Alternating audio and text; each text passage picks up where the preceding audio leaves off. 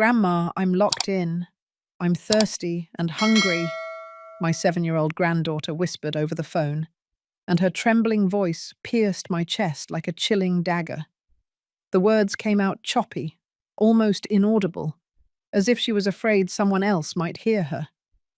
Sophia, my little one, my darling granddaughter. She sounded so fragile that my hands began to shake while holding the receiver. Grandma, please come, she repeated in a broken thread of a voice, and I could hear the sound of her rapid breathing on the other end of the line. The phone almost slipped from my grasp as I tried to process what I had just heard. It was past midnight. The rain was beating violently against the windows of my small house in Queens, New York, and the wind was howling as if predicting a tragedy. My heart was pounding so loudly I could hear it in my ears, and a feeling of absolute panic took hold of every fibre of my being. Sophia had never called me this late, much less with that desperate voice that I couldn't get out of my head. The line crackled with static, but I could perfectly hear every muffled whimper that came from her throat. Grandma, I can't get out of the room, she continued sobbing, and I could hear her trying to stifle her cries. Mom and Hank left and locked the door. I'm very thirsty, Grandma, and my stomach hurts. Her words dug into my soul like knives, and I felt the blood turn to ice in my veins. Diane, my own daughter, had locked her 7-year-old child in as if she were an animal. I couldn't believe what I was hearing, but Sophia's broken voice was too real to be a nightmare. My knees trembled, and I had to lean against the wall to keep from collapsing. How long have you been locked in there, my love? I managed to ask with a choked voice, trying to stay calm so I wouldn't scare her more. Since they left this morning, Grandma. They didn't give me breakfast, and I only drank water from the bathroom because I was so thirsty. My stomach clenched with pain and rage at hearing those words. 12 hours. My 7-year-old granddaughter had been locked in for 12 hours without food, abandoned by her own mother. Tears began to stream down my cheeks as I gripped the receiver tightly, as if I could transmit all my love through the phone line. Listen to me closely, Sophia, I said, trying to sound calm, though my voice was shaking with fury. Grandma is coming right now. Stay near the phone and don't open the door to anyone but me. Do you understand? Yes, Grandma, she murmured in a voice so tiny it broke my heart into 1,000 pieces. Without wasting another second, I hung up the phone and ran to my bedroom to find my car keys. My hands were shaking so much I could barely hold them, but the adrenaline gave me strength I didn't know I had. I put on the first jacket I found and ran out into the torrential rain that was falling over the city like tears from the sky. The icy wind hit my face as I opened the car door, and my numb fingers struggled to turn the ignition. Diane's house was 20 minutes from mine, but that night it felt like it was on another planet. The streets were deserted, barely lit by the yellowish light of the street lamps that flickered weakly in the darkness. As I drove at full speed through the drenched streets, I couldn't stop thinking about Sophia's voice. How had my daughter come to be the kind of mother who locks in her own child? Where had I failed as a mother to raise someone capable of such cruelty? The questions tortured me as the raindrops hit the windshield like bullets. Diane's house appeared before my eyes like a sinister shadow outlined against the black sky. All the windows were dark, and the front yard looked abandoned, with overgrown grass and dry leaves scattered everywhere. It was as if the house itself had died inside, just like my daughter's heart. I parked the car in front of the house and ran out into the rain that soaked me in seconds. The cold seeped into my bones, but nothing mattered more than getting to Sophia. My feet splashed in the puddles as I ran towards the front door, and the sound of water hitting the pavement mixed with the frantic beating of my heart. I rang the doorbell desperately. Once, twice, 3 times, but only the empty echo from inside the house answered me. Of course, no one was home. Diane and Hank had left, leaving my granddaughter locked in like an animal. I tried turning the knob of the front door, but it was locked. My hands trembled as I searched my purse for the emergency key Diane had given me years ago. The key turned in the lock with a metallic click that resonated in the nighttime silence. I opened the door and entered the house, submerged in a total darkness that smelled of dampness and neglect. The air was stale, as if no one had opened a window in days. I fumbled for the light switch, and when the living room lit up, what I saw made my stomach turn. The house was an absolute disaster. There were dirty dishes piled up on the dining room table, with food scraps that were already beginning to rot. The sofa was covered in thrown-off clothes, and on the floor were empty beer cans and ashtrays overflowing with cigarette butts.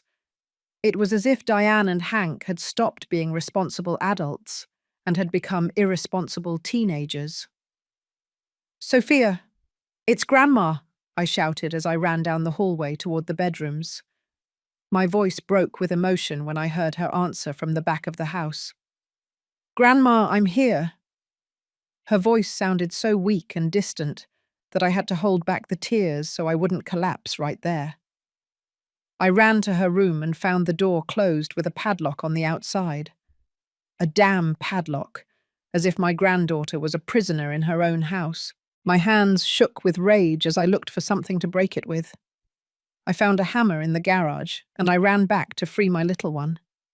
The metal of the padlock snapped after 3 solid blows, and when I opened the door, my heart shattered. Sophia was sitting in a corner of her bed, curled up like a wounded little animal, with her pink dress dirty and wrinkled. Her hair was tangled, and her eyes were swollen from crying so much. Her lips were dry and cracked, and when she saw me, she launched herself into my arms with desperate force. "Grandma, I thought you weren't going to come," she sobbed against my chest while I hugged her with all the strength I had. Her small body trembled like a leaf, and I could feel how thin she was, as if she had lost weight in the last few days. My poor little granddaughter had lived a nightmare that no child should ever experience. "I'm here now, my love. It's all over," I whispered in her ear as I stroked her tangled hair. I rocked her in my arms, as I had when she was a baby, trying to convey all the security and love she hadn't received from her own mother. Her tears soaked my jacket, but nothing in the world mattered more than comforting her. The room was dim, barely lit by the light coming in from the hallway. I could see an empty glass of water on her nightstand, and some toys scattered on the floor, as if she had tried to entertain herself during the long hours of confinement. The window was securely locked, turning the room into a true prison. "Are you hungry, sweetheart?" I asked in a gentle voice as I pulled her back slightly to look into her eyes. Her brown eyes, just like mine, looked at me with a mixture of relief and sadness that broke my soul. "Yes, Grandma, I'm very hungry. I only had a piece of toast yesterday," she murmured in a voice hoarse from crying so much. Yesterday. My granddaughter had last eaten more than 24 hours ago. The rage I felt toward Diane was so intense that I had to take a deep breath to keep from exploding in front of Sophia. How could a mother be so cruel to her own daughter? What kind of monster locks up a 7-year-old child without food or water? "Let's go to the kitchen, my love. Grandma is going to make you something delicious," I said, trying to sound cheerful, though I was boiling with fury inside. I took her hand and we walked together toward the kitchen, where the mess was even worse than in the living room. The sink was full of dirty dishes with rotten food, and flies were buzzing around the waste. I opened the refrigerator and found some eggs, a little milk that was still good, and a few slices of ham. It wasn't much, but enough to make her some scrambled eggs that would help her regain her strength. While I cooked, Sophia sat in a chair and watched me silently, as if she couldn't believe that someone was finally worrying about her. "Tell me, sweetheart, How long have Mom and Hank been locking you in? I asked her very carefully as I whisked the eggs in a bowl. I didn't want to pressure her, but I needed to know the truth of what had been happening in that house. Sophia lowered her gaze and played with her fingers before answering. For many days, Grandma. Sometimes they lock me in when they go out at night, and other times when they bring friends home. They say I bother them too much and that they need privacy. Her innocent words revealed a horrible reality that made me clench my teeth with anger. A 7-year-old child doesn't bother anyone, except parents who have completely lost their way.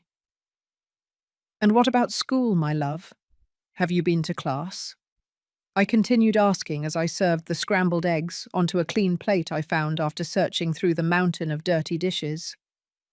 I haven't been for a week, Grandma. Mum says I'm sick, but I feel fine. I'm just hungry and sleepy all the time. 1 week without school. Diane had been lying to the school authorities while keeping Sophia a prisoner in her own home. This was no longer just negligence. It was systematic child abuse that needed to be reported immediately. But first, I had to make sure my granddaughter was safe. Eat slowly, sweetheart. Don't hurt yourself, I said as I placed the plate in front of her. Sophia devoured the eggs as if she hadn't eaten in weeks, and she asked for a glass of water that she drank in a single gulp. Seeing my own granddaughter in such need filled me with a steely determination I hadn't felt in years. While she ate, I walked to the kitchen window and looked out at the deserted street. The rain had stopped, but the sky was still black and menacing. I knew Diane and Hank would return at some point, and when they did, they would have to face me. This time, I wasn't going to let them hurt my granddaughter anymore. After Sophia finished eating, I took her to the bathroom so she could take a warm shower. Her little body was dirty and smelled as if she hadn't bathed in days. As I filled the tub, she stood at the door, watching me with those sad eyes that broke my soul. "Grandma, can I stay with you tonight?" she asked in a voice so small that I had to crouch down to hug her. "Of course, my love. You're going to stay with me for as long as necessary," I promised her as I checked the water temperature with my hand. "No one is going to hurt you ever again. Did you hear me?" Sophia nodded her head, but I could see in her eyes that she was still afraid, as if she couldn't entirely believe that her nightmare was over. While she was bathing, I took the opportunity to check her room more closely. What I found filled me with a rage I had never felt in my 62 years of life. Underneath her bed were several empty plastic cups, as if she had been collecting water from the bathroom for days. In a drawer of her dresser, I found bits of stale bread wrapped in napkins, as if she had been saving them for when she got hungrier. My 7-year-old granddaughter had been living like a refugee in her own house, hiding food and water as if they were treasures. The image turned my stomach, and tears ran down my cheeks without me being able to stop them. How had Diane allowed things to reach this point? When had my daughter become such a cruel mother? When Sophia came out of the bath, I put one of her clean nightgowns on her that I found in the closet. It was too big for her, as if she had lost considerable weight in recent weeks. Her little arms and legs looked thinner than normal, and she had dark circles under her eyes that were not normal for a child her age. "Let's go to Grandma's house, my love," I told her as I gathered some of her things into a bag. I didn't want her to spend another minute in that house that had become her prison, but before we left, I needed evidence of what had been happening here. I took pictures of the room with the broken padlock, the hidden cups under the bed, and the general state of disarray in the house. While I packed Sophia's clothes, she curled up in my lap and began to tell me more details about what she had been experiencing. "Grandma, sometimes I hear Mom and Hank yelling in their room. They fight a lot about money, and then they leave and don't come back until very late. When they return, they smell weird, and their eyes are red." Her words confirmed my worst suspicions. Diane and Hank were involved in something much more serious than simple neglect. The strange smell, the red eyes, the fights over money, everything pointed to drug problems. My daughter had dragged my granddaughter into a world of addiction and abandonment that could have cost her her life. "Have they ever hurt you, sweetheart?"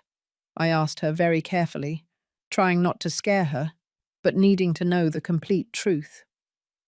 Sophia shook her head, but then she added something that chilled my blood. "They don't hit me, Grandma, but sometimes Hank yells at me really mean thing and calls me bad words, and Mom just cries and says I'm a burden to her." A burden. My beautiful 7-year-old granddaughter had been hearing that she was a burden to her own mother. The words hit me like punches, and I had to breathe deeply to keep from exploding with rage in front of her. No child should ever hear that they are a burden, especially from the person who should love them unconditionally. I finished packing her things and carried the bag out to my car. Sophia walked beside me, holding my hand, and for the first time all night, I saw a small smile on her face. I knew that being away from that house gave her immediate relief, but I also understood that the emotional damage she had suffered would take a long time to heal. When we arrived at my house, it was almost 3 o'clock in the morning. I made up the guest bed with the softest sheets I had, and I put her favorite teddy bear that she had brought from her room next to her. Sophia lay down and asked me to stay with her until she fell asleep. I sat on the edge of the bed and stroked her hair as her eyes slowly closed. "Grandma, can I have pancakes with you tomorrow?" she asked in a sleepy little voice that filled me with tenderness. "You can have breakfast, lunch, and dinner with me every day you want, my love," I replied, giving her a kiss on the forehead. A small smile appeared on her lips before she fell deeply asleep. That night I couldn't close my eyes. I stayed sitting in the living room, thinking about everything I had discovered. My daughter Diane had hit rock bottom in a way I never imagined possible. The sweet and loving girl I had raised had become a negligent mother who risked the life of her own daughter because of her drug problems and her toxic relationship with Hank. But as I processed the horrible reality, a plan also began to form in my mind. I wasn't going to allow Sophia to go back to that house ever. I would do whatever was necessary to gain legal custody of my granddaughter, even if it meant facing my own daughter in court. Sophia's well-being was more important than any family tie. At dawn, I called my sister Martha, who worked as a social worker in the County Department of Family Services. I told her everything that had happened during the night, and she confirmed that I had enough evidence to initiate legal proceedings immediately. She also recommended that I take Sophia to a doctor to document any evidence of neglect or mistreatment. Martha arrived at my house at 8 in the morning, and while Sophia slept, we reviewed all the photos I had taken and discussed the legal steps we should follow. She explained that the process would be long and difficult, but with the evidence we had, it was very likely that we would obtain temporary custody immediately. When Sophia woke up, I made her a full breakfast with pancakes, fruit, and orange juice. Seeing her eat with appetite and smile while telling me about a nice dream she had filled me with an even stronger determination. This child deserved a life full of love, security, and opportunity, not the hell she had been living. After breakfast, my phone rang. It was Diane, and her voice sounded hysterical and desperate. "Where is my daughter, Mum? I got home and she wasn't there. The door to her room was open and her things are missing." Her false concern made me sick, because I knew perfectly well that she had locked Sophia in for more than 12 hours without food or water. "She's with me, Diane, and she's going to stay here until you and Hank take responsibility for what you've done," I replied in a voice as cold as ice. There was a silence on the other end of the line, and then Diane started screaming that I was a nosy grandmother and that I had no right to take her daughter. "I have every right in the world when a 7-year-old child calls me crying because she's locked in, hungry and thirsty," I yelled back, feeling the rage burning inside me. Diane hung up the phone, but I knew this was only the beginning of a battle I was completely willing to fight to the end. 2 hours after Diane's call, I heard the sound of a car speeding up to my house. I looked out the window and saw Diane getting out of her beat-up green car, followed by Hank, who was staggering as if he were drunk or under the effects of some substance. His red eyes and disheveled appearance confirmed my worst suspicions about his condition. Sophia was playing in her room when she heard the agitated voices coming from the yard. She immediately ran to me and clung to my leg, trembling like a leaf. "Grandma, I don't want to go with them," she whispered to me with tears in her eyes, and I hugged her, protecting her with my whole body. "Open this damn door, you nosy old woman," Hank shouted from outside, pounding on the door with his fists. "Give us the kid back right now or we're calling the cops." His threats made me laugh, because that was exactly what I wanted them to do. The more of a scene they made, the more evidence I would have of their irresponsible behavior. "I'm not opening up until you calm down and we can talk like civilized adults," I shouted back from inside, keeping Sophia behind me. Diane began crying hysterically, screaming that I had stolen her daughter and that I was a manipulative grandmother who meddled where she wasn't wanted. But when I mentioned that I had pictures of the room with the padlock and of the entire house in a deplorable state, Diane's tone changed completely. Her hysterical crying turned into desperate pleas. "Please, Mum, give her back to me. I promise we'll change. Hank won't drink anymore, and I'll be a better mother, I swear." Her empty promises reminded me of all the previous times she had promised to change. Since she got together with Hank 3 years ago, Diane had been in a downward spiral of lies, drugs, and negligence. Every time I tried to help her, she would scream at me to mind my own business. Now that the consequences had arrived, she wanted me to forget everything as if nothing had happened. After an hour of screaming and threats, they finally left. But not before Hank yelled that this wasn't going to end here, and that he would get even with me. His threats didn't scare me, but they did make me realize that I needed to act fast to legally protect Sophia. The next day, Martha accompanied me to family court to file an emergency temporary custody request.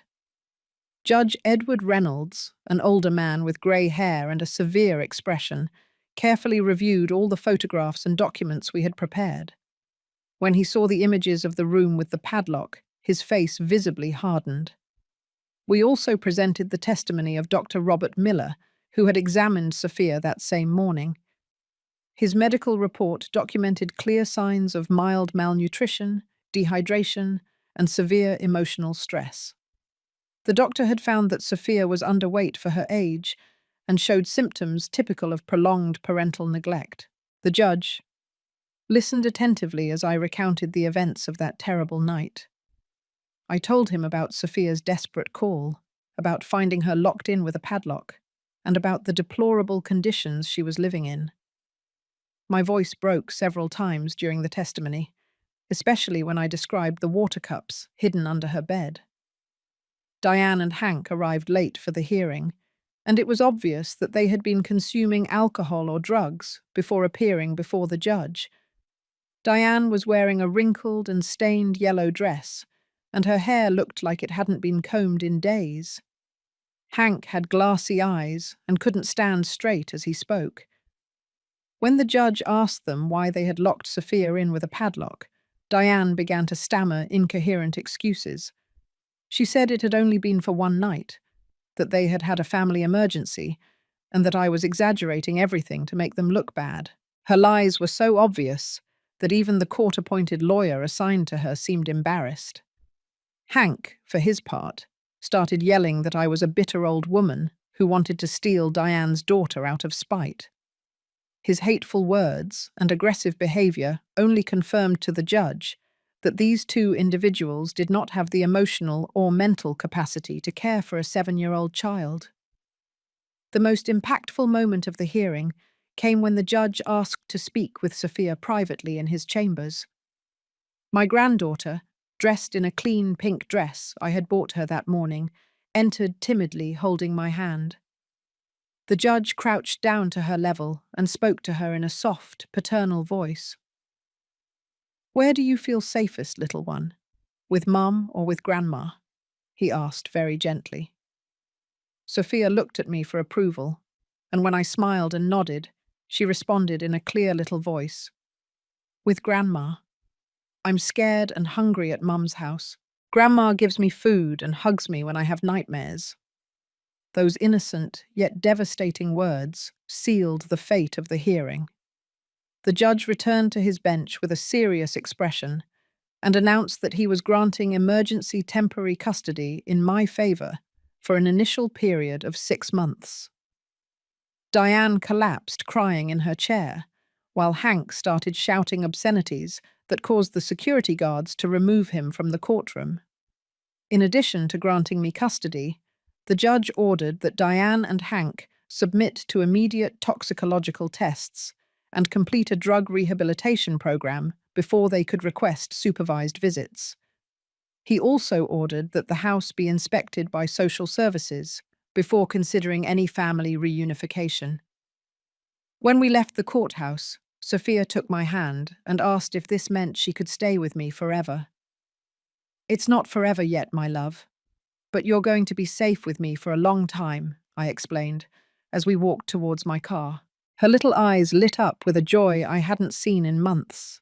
That night, as I prepared dinner for the two of us, I received a call from my sister Nora, who lived in another state, but had heard about the situation through Martha. She offered me her complete support and told me that if I needed money for legal expenses or to care for Sophia, she was willing to help without hesitation. My family's solidarity filled me with hope, but it also made me reflect on how Diane had come to be so alone and lost. For years, she had rejected our help and had become increasingly isolated, especially after meeting Hank. Now I understood that her addiction had turned her into a person I no longer recognized. But as I watched Sophia eating calmly and telling me about the butterflies she had seen in my garden, I knew I had made the right decision. This child deserved to have a childhood full of love, stability, and opportunity. If Diane wanted to get her back someday, she would have to prove that she was willing to completely change her life. The following weeks were like a slow awakening for Sophia. Every morning I saw her a little more relaxed, a little more confident, like a flower that finally receives the sun after being in the shade for too long. We established a routine that gave her the security she had lost. Breakfast at 7 o'clock, games in the yard, lunch together, and in the afternoons I would read her stories while she drew at her new coloring table. But not everything was easy. During the nights, Sophia had terrible nightmares that made her wake up screaming. She would run to my room crying, trembling with fear, and tell me that she had dreamed she was locked in again and no one was coming to get her. Those nights I stayed awake hugging her, whispering lullabies until she fell back asleep. One afternoon, while organizing the legal papers on my desk, I found something that chilled my blood.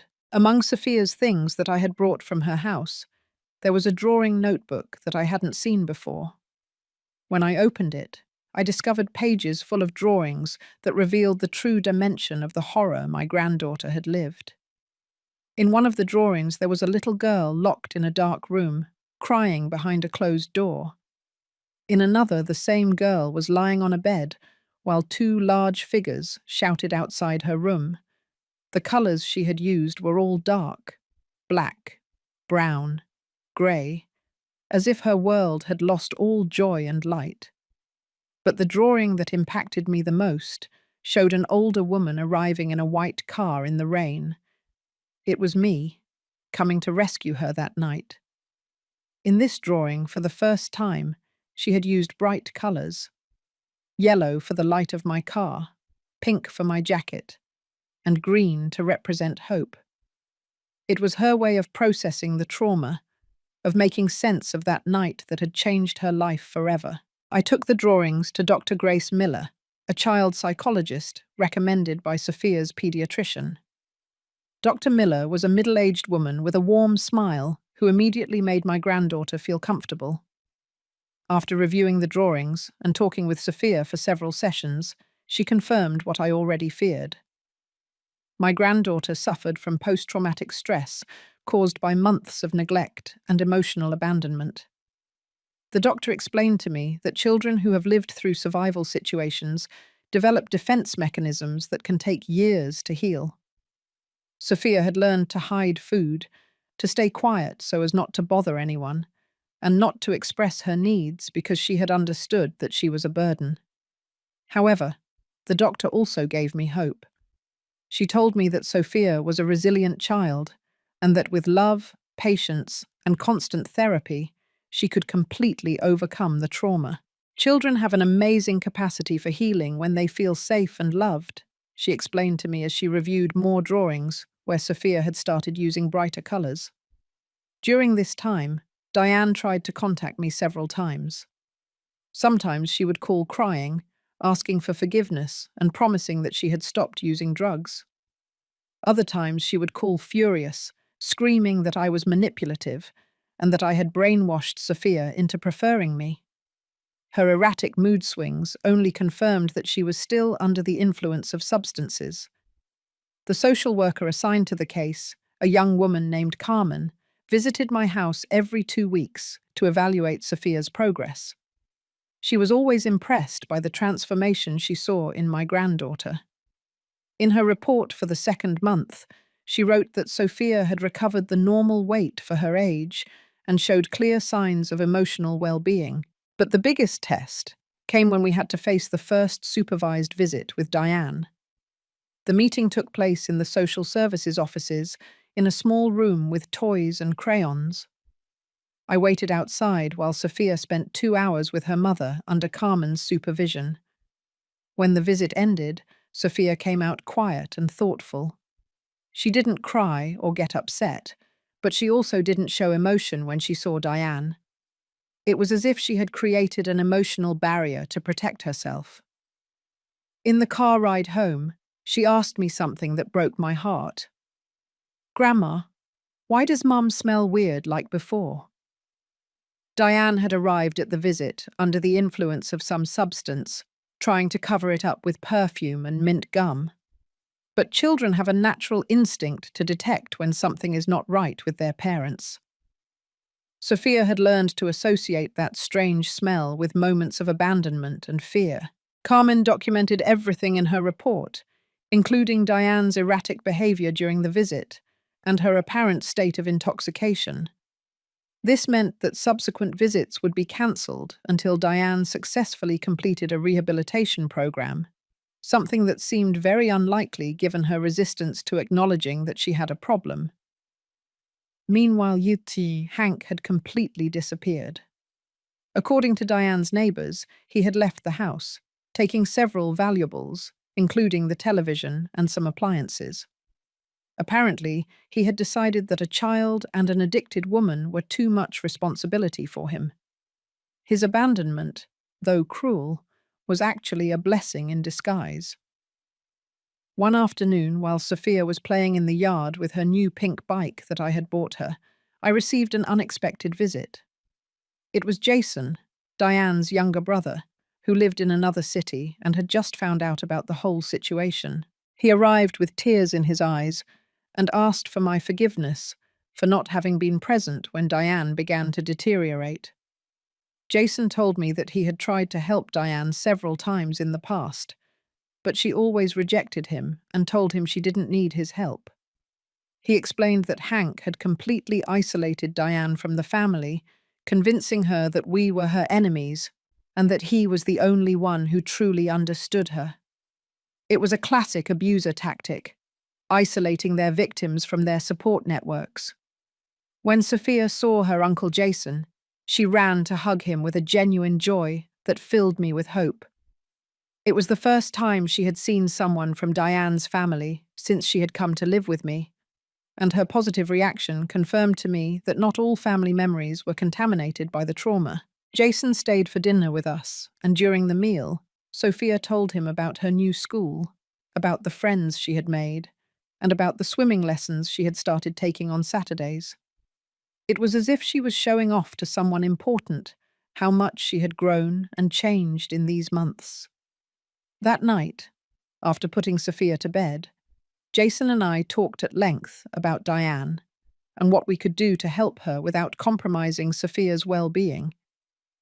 He offered me a financial commitment for the legal expenses and promised to visit Sophia regularly so that she would have a healthy connection with her mother's family. Before he left, Jason hugged me and said something I will never forget. "Thank you for saving my niece, Cecilia. Diane is my sister and I love her. But Sophia is innocent and deserves a chance to be happy. You are giving her that opportunity, and our family will always be grateful to you." His words filled me with a deep peace, because they confirmed that I had made the right decision to fight for Sophia's custody. I wasn't destroying a family. I was saving a child and giving her the opportunity to grow up in an environment full of love and stability. 6 months after obtaining temporary custody, the time came for the definitive hearing that would determine Sophia's permanent future. The nerves were gnawing at me, even though my attorney, Richard Vance, had assured me that we had a solid case. During these months, I had meticulously documented every aspect of Sophia's recovery, from her medical reports to her perfect school grades. Diane had completed only 3 weeks of the 6-month rehabilitation program before abandoning it. According to the clinic's report, she had missed multiple sessions and had tested positive in 2 drug tests during her short stay. Her lawyer tried to argue that she had been sick, but the medical tests proved otherwise. The morning of the hearing, while dressing Sophia in her favorite yellow dress, she asked me something that deeply moved me.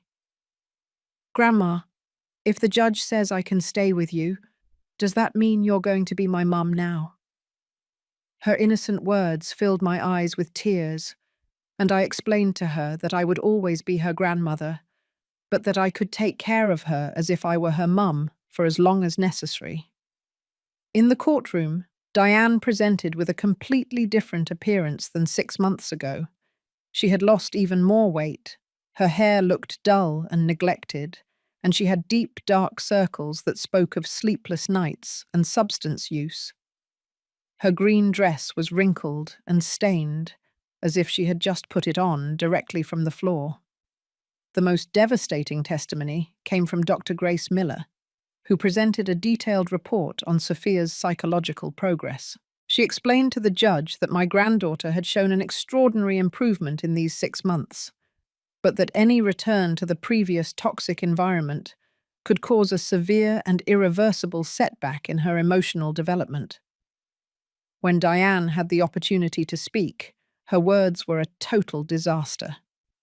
She began by blaming me for stealing her daughter, then contradicted herself by saying she had been sick but was fine now, and finally ended up yelling at the judge that everyone was conspiring against her. Her erratic and aggressive behavior only confirmed that nothing had changed in these months. The social worker, Carmen, presented her final report, which included testimonials from Sophia's teachers, our neighbors, and the pediatrician who had been treating her. Everyone agreed that Sophia had flourished under my care and showed clear signs of emotional and physical stability that she hadn't had before. But the most important moment came when the judge asked to speak with Sophia privately again. This time, my granddaughter entered the judge's chambers with much more confidence than the first time. She had grown considerably in these months, not only physically but also emotionally. Her eyes no longer showed the constant fear they had before. When she came out of the judge's office, Sophia ran directly to me and hugged me tightly. The judge returned with a solemn but determined expression. After reviewing all the documents and testimonies, he announced that he was granting permanent custody of Sophia in my favor, with adoption rights if I so desired in the future. Diane collapsed crying when she heard the verdict, but her tears no longer moved me as they had before. She had had 6 months to prove that she could change, 6 months to fight for her daughter, and instead she had chosen drugs and self-destruction. The judge also ordered that Diane could not request visits until she successfully completed a rehabilitation program and remained sober for 1 full year. That night we celebrated at home with a special dinner. Sophia had asked for spaghetti and meatballs, her favorite dish, and for dessert, I made the chocolate cake she loved so much. While we were eating, she told me that she had told the judge that she felt safe with me and that she didn't want to live with her mum again until she was truly well. I was surprised by the maturity of her words. At 7 years old, Sophia had developed an emotional wisdom that many adults do not have. She understood that her mum was sick, but she also knew that she needed to protect herself. It was a painful lesson for such a small child, but necessary for her emotional survival. During the following weeks, I began the paperwork to officially enroll Sophia in a new school closer to my house. Her old school was in the neighborhood where she lived with Diane, and changing her environment completely was important for her healing process. I also signed her up for art classes on the weekends because I had noticed that drawing helped her process her emotions. One afternoon, while checking the mail, I found a letter from Diane. It was the first direct communication I had with her since the hearing. In the letter, she asked for forgiveness for all the damage she had caused and begged me to allow her to see Sophia, even if only for a few minutes. She said she had completely stopped using drugs and was living in a women's shelter. But when I called the shelter to verify her story, they told me that Diane had only been there for 3 days before leaving without notice. Apparently, she had had problems with other residents and had violated the rules about substance use inside the facility. Once again, Diane had lied to try to manipulate the situation. I showed the letter to my lawyer, who advised me to keep it as evidence of Diane's attempts to contact Sophia in violation of the court orders. He also suggested that I change my phone number and consider getting a restraining order if Diane continued to harass me. But despite all of Diane's lies and manipulations, a part of my heart still held out hope that she could truly recover someday.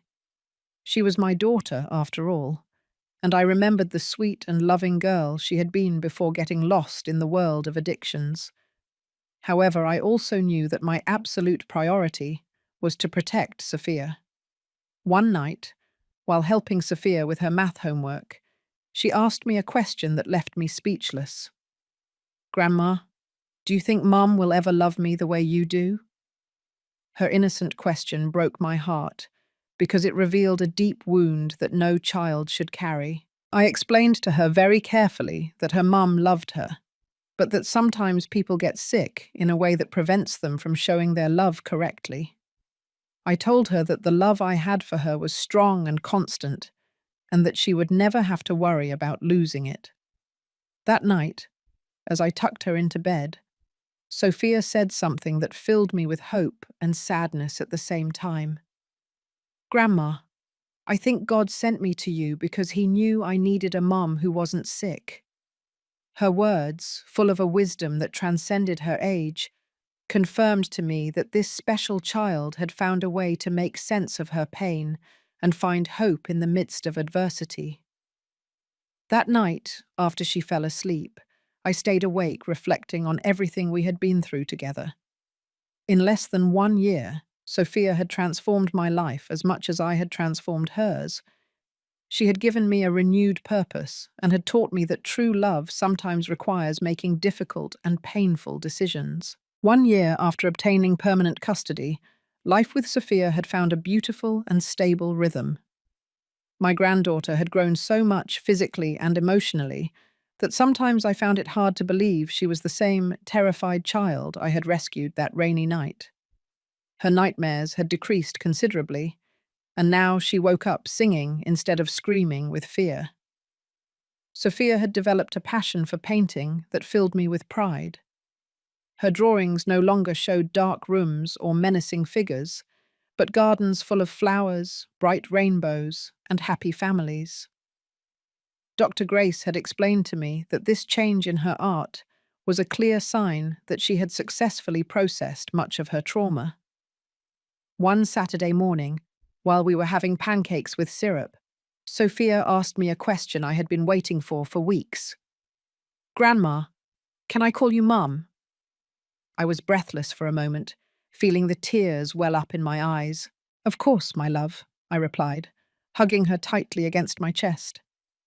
From that day on, Sophia began calling me Mum, naturally and spontaneously. At first it felt strange to hear it, but gradually I realized it was the most natural thing in the world. I had assumed all the maternal roles in her life.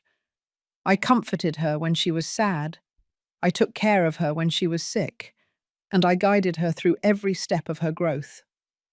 Sophia's transformation had also impacted my entire family. My sister Martha visited regularly and always commented on how incredible it was to see a child flourish in that way. My sister Nora had come from another state to meet Sophia and had stayed a whole week helping me fix up my granddaughter's room with new furniture and decorations. But not everything had been easy during this year. Diane had appeared several times at unexpected moments, always in a pitiful state that confirmed her addiction had worsened instead of improved. Once I found her standing outside Sophia's school, waiting for her to get out of class. I had to call the police and request a stricter restraining order. The last time I saw Diane was especially painful. She arrived at my house at 2 in the morning, desperately pounding on the door and screaming that she wanted to see her daughter. When I went out to talk to her, I could barely recognize her. She had lost so much weight that she looked like a skeleton. Her hair was dirty and matted, and her eyes had that empty look typical of people completely lost to drugs. "Mum, please, just let me see her for 5 minutes," she begged me, crying. "I promise this time I really will change. I'm going to quit everything and get my daughter back." But her empty promises no longer had any effect on me. I had heard the same words too many times, and each time Diane had proven that drugs were more important to her than her own daughter. I firmly told her that she couldn't see her until she completed real treatment and stayed sober for at least 1 year. Diane started screaming that I had turned Sophia against her, that I was a manipulative grandmother, and that someday she would get even with me. Her threats no longer scared me, but they deeply saddened me to see what my daughter had become. Sophia had heard the screaming from her room, and when Diane left, she came downstairs with tears in her eyes. "Mum, Cecilia, that sick lady was my mum from before," she asked me in a broken little voice. Her words broke my heart, because they confirmed that she no longer recognized Diane as her mother. I explained to her very carefully that yes, that was her biological mother, but that she was very sick, and that was why she couldn't take care of her properly. I assured her that it wasn't her fault and that she didn't have to worry about anything, because I would always be there to protect and love her. Sophia hugged me tightly and told me that she only wanted a mum who loved her and wasn't sick. As the months passed, Sophia began to excel academically in her new school. Her teachers constantly commented on how intelligent and diligent she was, and how she had developed a cheerful and sociable personality that was contagious to all her classmates. It was as if she had recovered all the years of childhood lost in a toxic environment. She had also begun to ask questions about my life and what it was like when Diane was little. I showed her photo albums from when Diane was a child, and Sophia was surprised to see how physically alike they were. "Mum, Cecilia, why did my mum from before change so much?" she asked me one afternoon while we looked at pictures of Diane at her high school graduation. I explained to her in an age-appropriate way that sometimes people make bad choices that hurt themselves and others. I told her that Diane had chosen to use substances that made her sick and caused her to change completely. Sophia listened attentively and then said something that filled me with pride. "I'm never going to take those bad things, Mum. I don't want to get sick like her." During this time, I also received news that filled me with hope. Jason, Diane's brother, called me to tell me that he had found a rehabilitation center specializing in severe addiction cases and that he was willing to pay for the complete treatment if Diane agreed to voluntarily admit herself. Jason had been looking for Diane for weeks, and he had finally found her living on the streets downtown. He told me that she was in terrible condition, but that for the first time in years, she had accepted that she needed help. The rehabilitation center had a 6-month program with 2 years of follow-up and a 70% success rate. Although a part of me wanted to cling to the hope that Diane could recover, I also knew that I couldn't allow that hope to risk Sophia's emotional stability. I told Jason that I completely supported his efforts to help Diane, but that Sophia would not have contact with her until she had completed the treatment and demonstrated long-term stability. One afternoon, while Sophia was playing in the park with her new school friends, I sat on a bench watching her and reflecting on everything we had lived through together. Seeing her genuine laugh, her rosy cheeks from the exercise, and the confidence with which she interacted with other children filled me with deep satisfaction. Sophia had found her place in the world, surrounded by love, stability, and opportunities that would allow her to develop her full potential.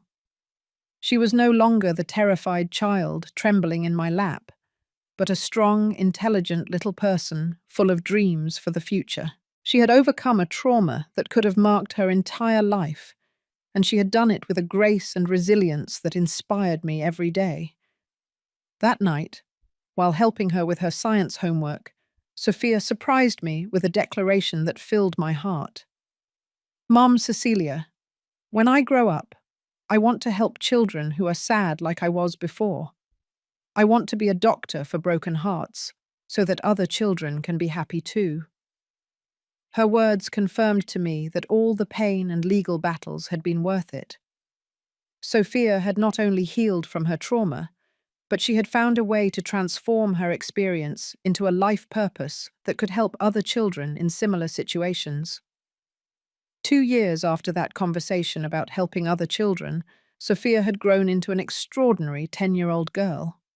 Her personality had completely blossomed, showing a unique combination of compassion, intelligence, and determination that filled me with pride every day.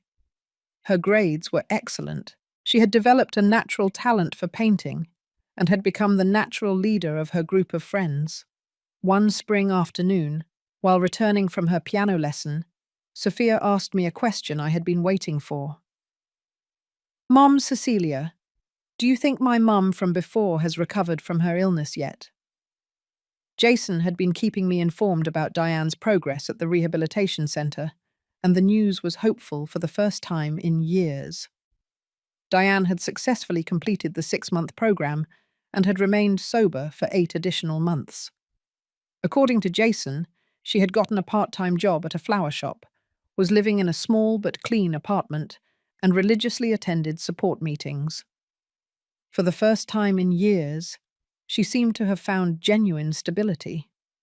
The rehabilitation center had recommended that Diane write letters to Sophia as part of her healing process, without expecting a response, simply as a way to process her guilt and express her feelings. For the last few months, she had been sending weekly letters that I carefully read before deciding if they were appropriate for Sophia.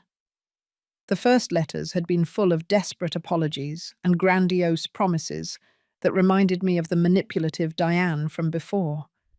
But gradually, the tone had shifted towards something more mature and reflective. She began to write about her recovery process, about the things she had learned about herself, and about how proud she was of Sophia, without asking for anything in return. In her most recent letter, Diane had written something that deeply moved me. "My dear Sophia, every day I spend sober is a day that brings me closer to being the mother you deserve. I don't expect you to forgive me, and I don't even expect you to want to see me someday. I just want you to know that the love I feel for you is what keeps me strong when things get tough. Your Grandma Cecilia is an angel who saved you when I couldn't." After much reflection and several consultations with Dr. Grace, I decided that it was time to talk seriously with Sophia about the possibility of having some kind of controlled contact with Diane.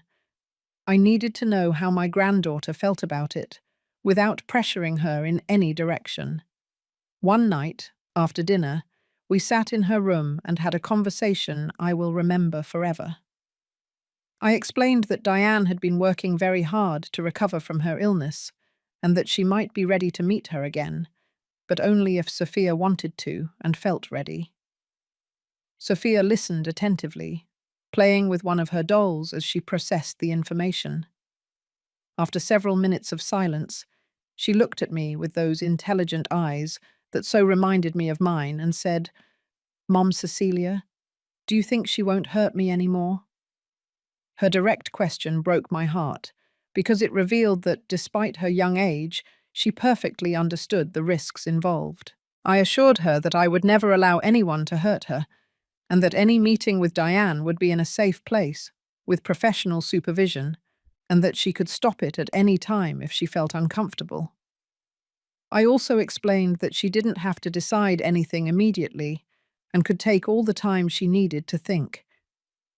Sophia asked me to see some of the letters Diane had written, especially the most recent ones.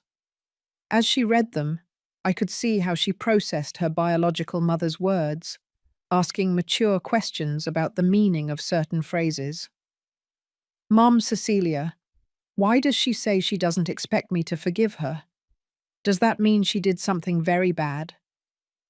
I explained carefully that Diane understood that she had made decisions that hurt her, and that she was now trying to be responsible for those decisions.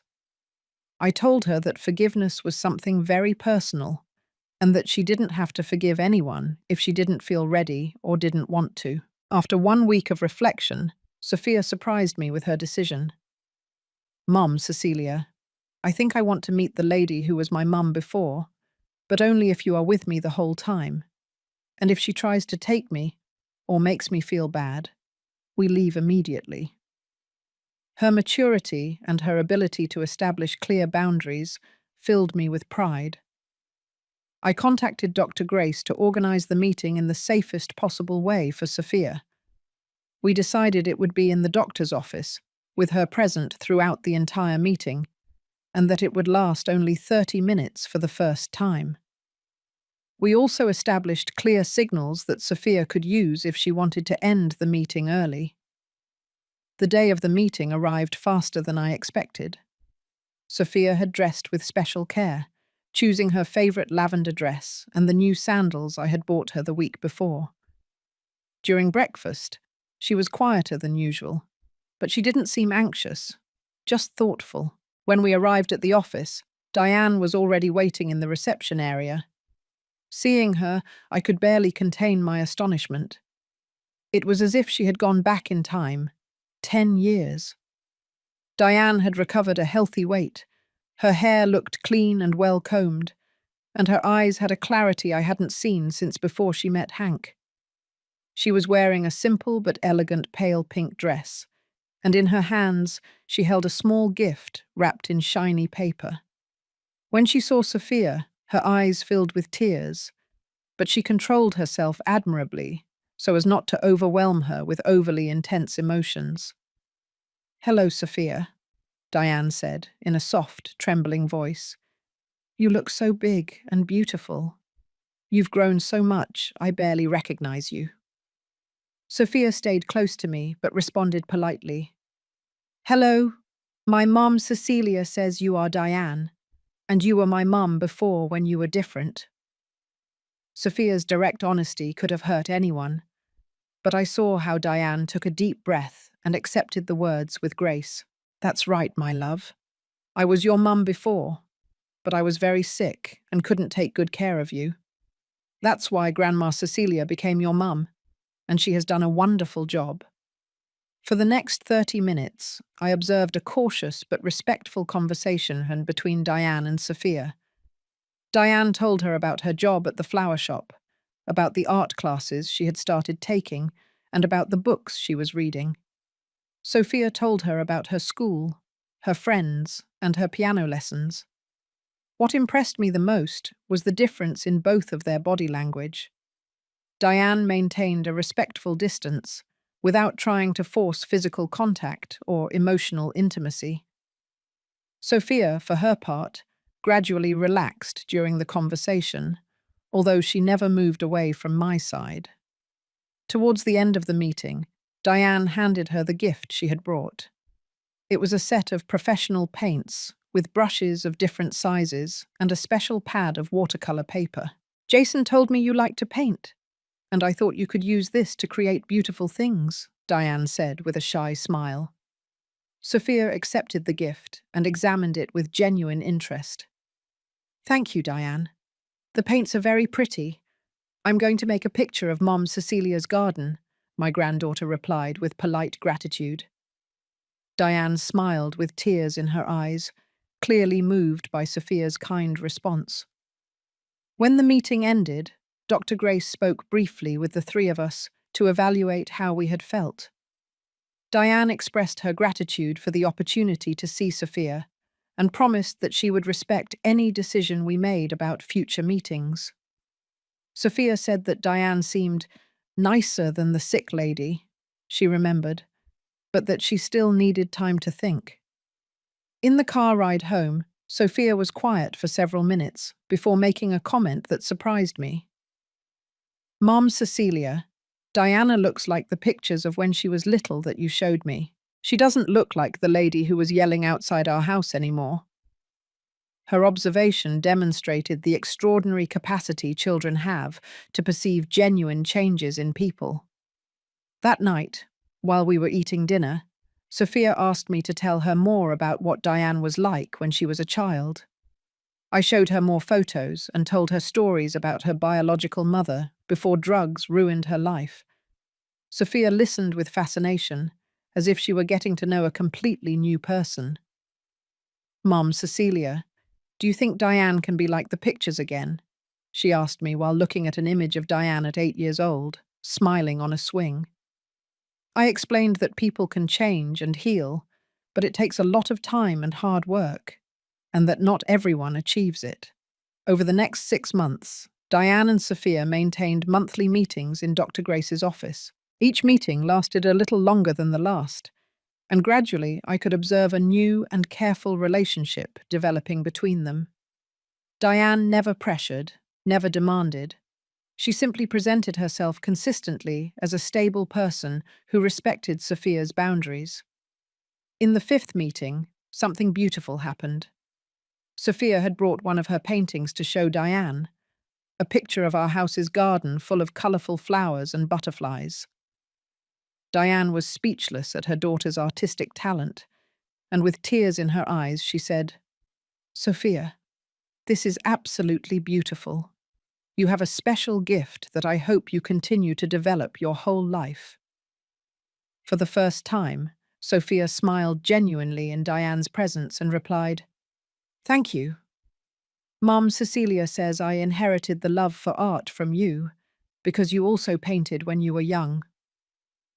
Diane looked at me with gratitude for having kept that positive connection alive between them, despite everything that had happened. It was at that moment that Diane made a decision that profoundly impressed me. She told Sophia, "My love, I want you to know that Cecilia is your mum now, and she always will be. I lost that right when I couldn't take good care of you.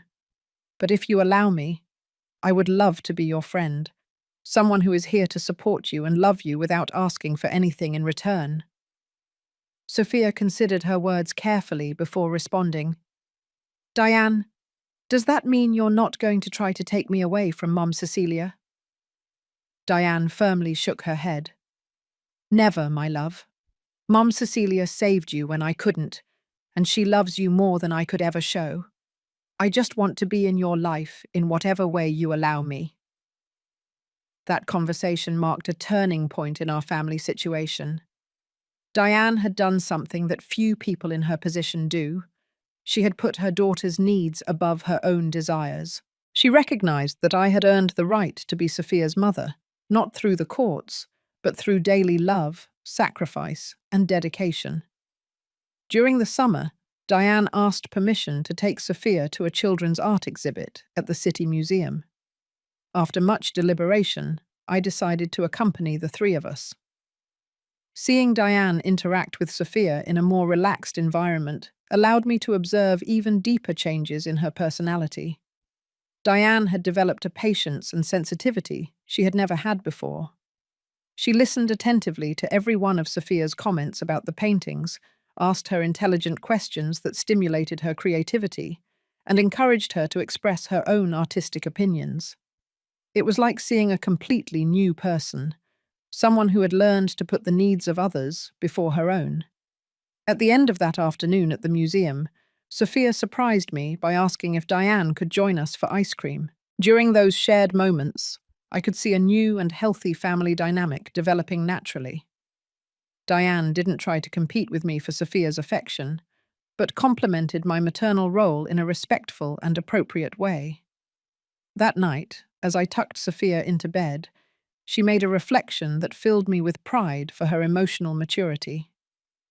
Mom Cecilia, I think Diane is a good person now.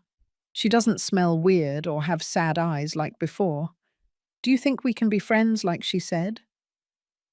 I explained that relationships take time to develop, but that if she felt comfortable, we could continue seeing Diane occasionally. I also reiterated that she would always have the freedom to change her mind if something didn't feel right, and that I would always be her primary mum no matter what happened. 1 year after that first controlled meeting, the time came for an important decision. Diane had maintained her sobriety for 2 full years, had demonstrated consistent emotional and financial stability, and had respected all the boundaries we had established. Dr. Grace recommended that we consider allowing less supervised visits. Sophia, who was now 11 years old, had developed a genuinely affectionate relationship with Diane. She called her by her name, not Mum, but she spoke of her with affection and looked forward to their monthly meetings. She had found a healthy way to have 2 maternal figures in her life without internal conflict. During one of our nightly conversations, Sophia asked me a question I had been expecting. Mom Cecilia, did you forgive Diane for the bad things she did before? Her direct question made me reflect deeply on my own feelings toward my daughter. I explained that forgiveness is a long and complicated process, but that seeing Diane's genuine efforts to change, and especially seeing how respectful she had been of our relationship, I felt that I had forgiven her. I also told her that forgiveness doesn't mean forgetting what happened, but choosing not to let the past control the future. Sophia's response surprised me with its wisdom. I forgave her too, Mom Cecilia, but I'm happy that you are my primary mom, because you will never abandon me or get sick like she did before. Diane can be my special friend, but you are my mum forever. Her words confirmed to me that we had navigated this complex situation in the right way. Sophia had managed to heal from her initial trauma, develop a healthy relationship with Diane, and maintain the emotional security of knowing that I was her stable and unwavering foundation. On the 2nd anniversary of our definitive custody, we organized a small family celebration. Diane had asked permission to be present, and for the first time, I felt it was appropriate to include her. Jason also came with his wife and children, creating a genuinely loving family atmosphere. During dinner, Diane asked permission to speak and uttered words I will never forget. I want to thank Cecilia for saving my daughter when I couldn't. Thank you for loving her when I was lost, for protecting her when I was a danger, and for allowing me to be part of her life again when I managed to find myself. Then she turned to Sophia with a trembling voice. My beautiful girl, you are the reason I was able to find the strength to heal. Every day I've been sober has been for you, with the hope of being worthy of being in your life, even in this small way. Cecilia is your real mum, and I am honored to be your friend. Sophia got up from her chair and hugged Diane, telling her, Thank you for getting well, Diane. I like having you as my special friend. Diane cried silently as she hugged her daughter. perfectly understanding that this was the greatest gift she could receive. That night, after everyone left, Sophia and I sat on the porch, looking at the stars. "Mom Cecilia, do you think Diane is going to stay well forever?" she asked me with the natural concern of a child who had learned that adults sometimes fail. I explained honestly that I couldn't guarantee Diane's future, but I could promise her that I would always be there to protect her no matter what happened. I also told her that Diane had shown for 2 years that she was committed to her recovery, and that was a good sign. As I watched my granddaughter processing our conversation, I realized that we had achieved something extraordinary. We had taken a situation that could have destroyed a family and transformed it into something that, while different from the traditional, was full of love, respect, and healing. Sophia had grown into an extraordinary child who understood complex concepts like forgiveness, second chances, and the importance of healthy boundaries. Diane had found a way to be part of her daughter's life without risking her well-being, and I had discovered that my greatest legacy would not only be having raised Diane, but having saved and raised Sophia. When I tucked Sophia in that night, she told me something that perfectly summed up our journey. "Mom Cecilia, I think in the end we all won. You won a daughter who truly loves you. I won a mum who will never abandon me. And Diane won the opportunity to get to know the strong girl I became because of you." Her words filled my heart with a deep peace, knowing that after years of pain, struggle, and uncertainty, we had found our place in the world as an unconventional but authentic family, built on unconditional love, mutual sacrifice, and the hope that people can change when they find sufficient reasons to do so. 5 years after that family celebration, I am sitting in my garden in Queens, New York, watching Sophia practice piano in the living room. At 16 years old, she has become an extraordinary young woman who radiates confidence and compassion.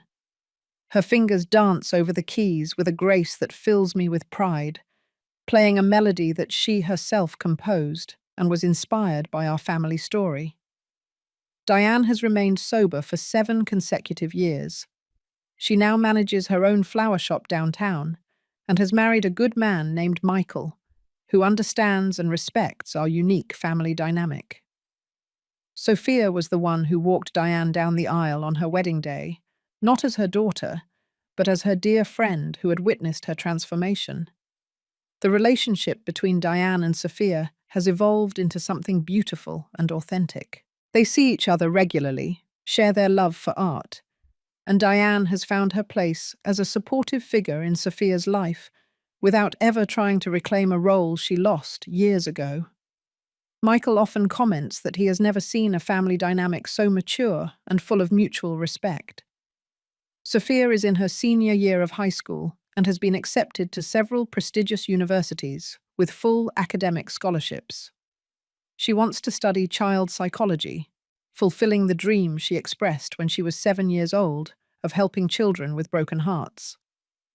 Her college application essay told our story, describing how a grandmother can become a mother, and how true love sometimes requires difficult decisions. 2 months ago, Sophia surprised me with a proposal that moved me to tears. "Mom Cecilia, I want to legally change my last name to include yours. I don't want to erase my history, but I want the world to officially know that you are my real mother." When we went to the courthouse to make the change, the same Judge Edward Reynolds, now retired, congratulated us for having created something beautiful from such difficult circumstances. The house has been the setting for many celebrations over the years. Graduations, birthdays, Sophia's piano concerts, and the monthly family dinners where Diane, Michael, Jason, and his children gather around our table. Sophia is the radiant center of these gatherings, connecting everyone with her genuine joy and her natural ability to make people feel valued and loved. Martha and Nora continue to be important pillars in our lives. Martha retired last year and now helps Sophia with her volunteer projects at a shelter for children in crisis. Nora comes to visit us every Christmas and always comments on how incredible it is to see a family that was formed through love instead of just genetics. Dr. Grace has become more of a family friend than a therapist. Sophia visits her occasionally, not because she needs therapy, but because she values her advice on how to help other young people who have gone through similar traumas. The doctor often uses our story as an example in conferences on child resilience and the importance of family support networks. One recent afternoon, while organizing photo albums, I found the drawings Sophia had made when she was 7 years old. I decided to show them to her, and we sat together comparing those dark and terrified images with the vibrant, hope-filled paintings she creates now. "Mom Cecilia, it's incredible to see how my inner world changed," she told me, while holding a drawing of herself locked in that dark room. Sophia has developed an emotional wisdom that often surprises me. When her friends ask her about her unconventional family, she explains naturally that love comes in many forms, and that she was lucky enough to have a grandmother who loved her enough to become her mother, and a biological mother who loved her enough to completely change her life. 3 weeks ago, Diane asked to speak with me alone, with tears in her eyes. She told me, "Cecilia, I can never repay you for what you did for Sophia and for me. You gave me the chance to get to know the incredible young woman my daughter became, and you allowed me to be part of her life, despite all the damage I caused. I am a different woman today, because you showed me what unconditional love meant." Our conversation made me reflect on forgiveness and redemption. Diane had demonstrated that people can fundamentally change when they find reasons powerful enough to do so.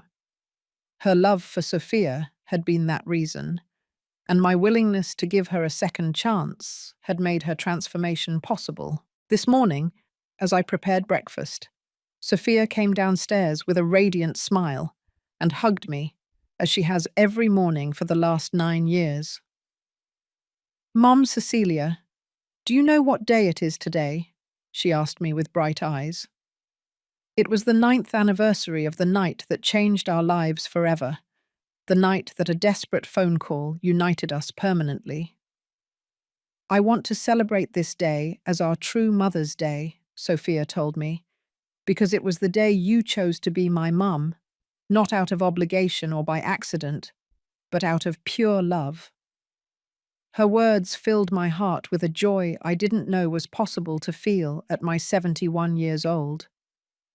As I write these lines in my journal, looking toward the future, I know that Sophia is destined to do great things in this world. She will carry with her the lessons of resilience, compassion, and hope that we learned together during these years. And when she helps other children who have lost their way, she will give them the same thing I gave her: unconditional love, and the promise that there will always be someone willing to fight for them. Our story began with a desperate call in the middle of the night, but it became a testament to the transformative power of love, the importance of second chances, and the truth that the strongest families are not always those who are born, but those who are chosen and built it day by day with dedication, sacrifice, and unwavering hope.